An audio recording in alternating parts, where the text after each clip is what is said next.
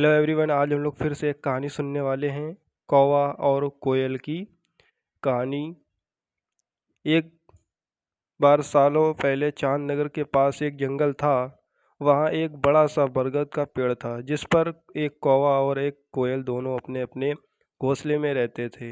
एक रात उस जंगल में तेज आंधी चलने लगी। देखते ही देखते बारिश शुरू हो गई। कुछ ही देर में जंगल का जो भी था सब बर्बाद हो गया। अगले दिन कौवा और कोयल को अपनी भूख मिटाने के लिए कुछ भी नहीं मिला। तभी कोयल ने कौवे से कहा, हम इतने प्यार से इस जंगल में रहते हैं, लेकिन अब हमारे पास खाने के लिए कुछ नहीं है। तो क्यों ना जब मैं अंडा दूं तो तुम उसे खाकर अपनी भूख मिटाना, और जब तुम अंडा दोगे तो उसे खाकर मैं अपनी भूख मिटा लूँगी। कौवे ने कोयल की बात पर सहमति जताई। संयोग से सबसे पहले कौवे ने अंडा दिया और कोयल ने उसे खाकर अपनी भूख मिटा ली। फिर कोयल ने अंडा दिया।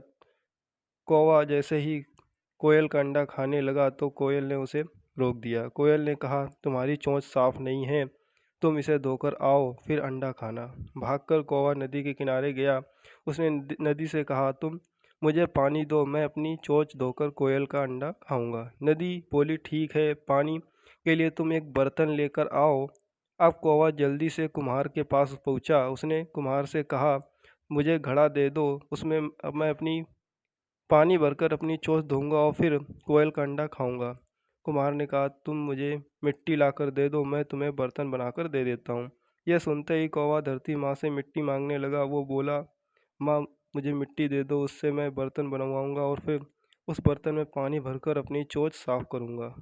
फिर अपनी भूख मिटाने के लिए कोयल का अंडा खाऊंगा। धरती माँ बोली, मैं मिट्टी दे दूंगी, लेकिन तुम्हें खुरपी लानी होगी, उसी से खोदकर मिट्टी निकलेगी।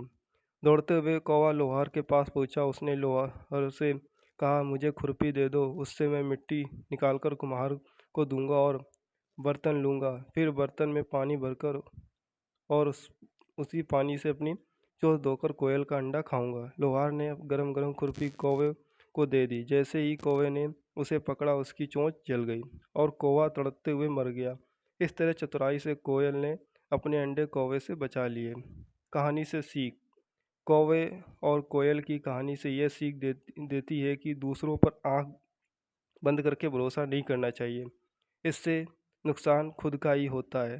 धन्यवाद इस कहानी को धैर्यपूर्वक सुनने के लिए। विश आए तो आपको सबसे पहले उसका नोटिफिकेशन मिले, और चैनल को सब्सक्राइब जरूर करें ताकि हमें भी एक प्रोत्साहन मिले। धन्यवाद।